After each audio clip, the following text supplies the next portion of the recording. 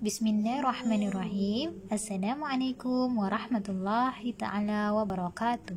Alhamdulillah, hari ini kita dapat berjumpa lagi dalam subjek adab untuk pelajar tahun 2. Oke, hari ini kita belajar subjek adab, yaitu tajuk berpakaian, adab berpakaian. Tapi kita telah mengenal pengertian berpakaian, ciri-ciri pakaian menurut Islam.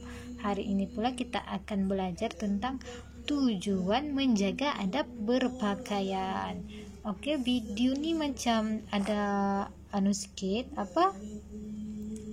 gangguan sebab Ustazah guna laptop, guna screen. Nanti Ustazah akan bagi nota ya dengan kamu, dan kamu boleh salin melalui WhatsApp itulah ya. Ustazah bagi penerangan macam ni je lah ya. Okey, minta maaf atas kekurangan video ni ya. InsyaAllah dengar saja Ustazah bercakap, kalaupun kurang jelas ya, InsyaAllah fahami dan boleh ambil dan gunakan tentang adab berpakaian. Oke, mari kita sama-sama lihat ya. Tujuan menjaga adab berpakaian. Tujuan menjaga adab berpakaian. Oke, apa tujuan kita menjaga adab berpakaian? Apa tujuan kita berpakaian juga ya? Oke, kita lihat. Yang pertama, terpelihara daripada fitnah. Terpelihara daripada fitnah dan hasutan syaitan. Oke, macam mana kita terpelihara kalau kita berpakaian ya?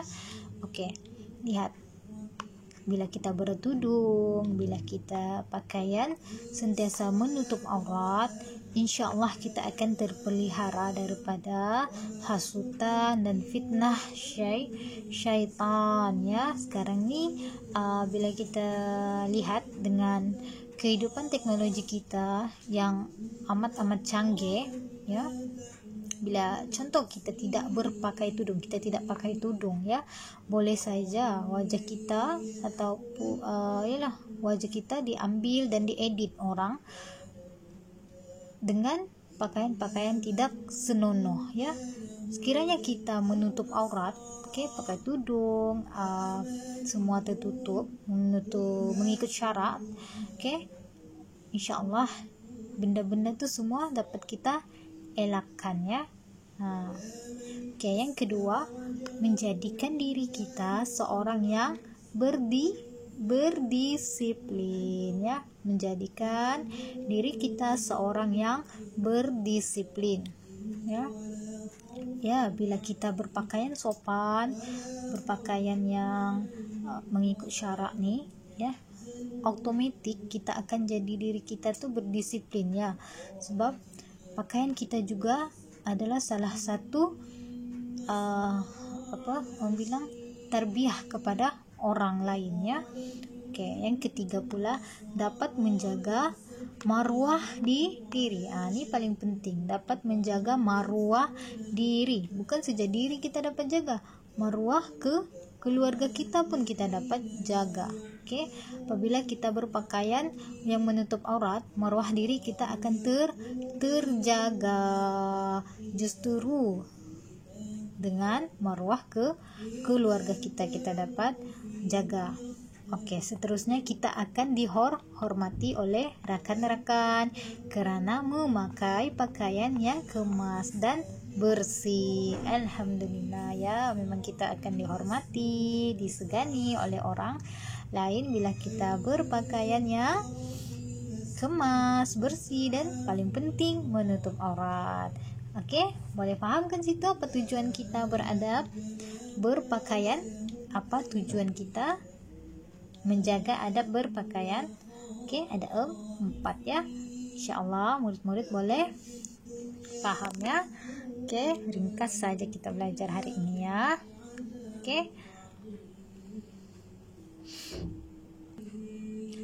Seterusnya kita akan lihat akibat tidak beradab ketika berpakaian. Akibat tidak beradab ketika berpakaian. Apa akibat bila kita tidak beradab ketika berpakaian? Ya, contoh tidak beradab ni tidak menutup aurat dengan baik ataupun tidak menutup aurat mengikut syariat Islam, syarak Islam. Oke. Hidup tidak teratur, hidup tidak teratur, hidup tidak teratur. Ya, pakaian yang tidak pakaian yang apa-apa aja kita pakai itu memang tidak teratur lah hidup kita.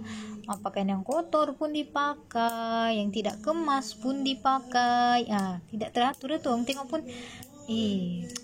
tak baik lah orang tuh, tengoklah pakaian dia, macam gitulah. Oke, seterusnya mengundang bahaya. Oke, mengundang bahaya dan maksiat, mengundang bahaya dan maksiat. Ini bahaya dan maksiat lah. Ini salah satu contoh bagi perempuannya tidak menutup aurat dengan baik ya. Oke, boleh mengundang bahaya dan maksiat ya. Bila kita orang perempuan ni tidak menutup aurat dengan sempurna, akan datanglah syaitan-syaitan yang menghasut ya, macam Ustazah bilang tadi ya, kena tutup aurat dengan sempurna. Oke, yang ketiga, tidak dihormati oleh orang sekeliling, tidak dihormati oleh orang sekeliling. Oke, itu boleh fahamkan bagaimana seseorang itu jika dia berpakaian yang selekeh, yang tidak menutup aurat dengan sempurna, tidak kemas, kita tidak dihormati oleh orang sekeliling. Yalah, orang lihat pun siapa ajalah dia ni kan, orang tidak akan pandang, malah orang kerdik lagi ya. Oke, seterusnya yang keempat,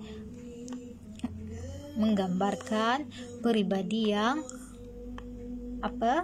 buruk, menggambarkan pribadi yang buruk ya, menggambarkan pribadi yang buruk ya. Sekiranya kita tidak berpakaian dengan elok, akan melambangkan diri kita. Pakaian ni salah satu lambang pribadi kita ya. Jika kita berpakaian yang baik, yang sopan, orang akan lihat pribadi kita juga, orang ni mesti pembersih, pengemas, baik, sopan, macam gitu. Bila kita pakaian yang tidak senonoh, yang selekeh, orang kan lihat, ini mesti ngotor nih, tidak jaga kebersihan nih, ini mesti orangnya macam gini-gini. Gitulah orang akan lihat, orang akan gambarkan pribadi kita. Ya, seterusnya tidak disukai Allah Subhanahu wa taala ya. Ini memang betul lah ya. Jika kita tidak ikut syariat Islam, memang Allah tidak suka ya. Oke, seterusnya tidak disukai oleh kawan-kawan ya. Tidak disukai oleh kawan-kawan. Kawan-kawan akan suka bila kita menjaga adab berpakaian kita. Oke, insyaallah di sini ada 1 2 3 4 5 6, ada 6 akibat tidak beradab ketika berpakaiannya. InsyaAllah saya harap kamu boleh paham ya adab-adab berpakaian.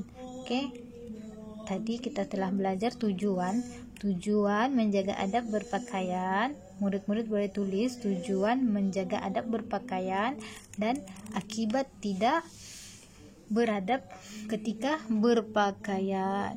InsyaAllah ya murid-murid, saya harap kamu boleh paham ya tujuan dan akibat kita tidak beradab ketika berpakaiannya. Oke, insyaallah murid-murid di rumah boleh jaga adab berpakaian kita ya, supaya kita sentiasa disayangi Allah Subhanahu wa taala dan dijauhkan daripada fitnah sekarang, zaman sekarang. Justru kita dapat dihormati ya oleh masyarakat. Allah sayang, masyarakat hormat, insyaallah hidup kita bahagia. Wallahu alam. Assalamualaikum warahmatullahi taala wabarakatuh.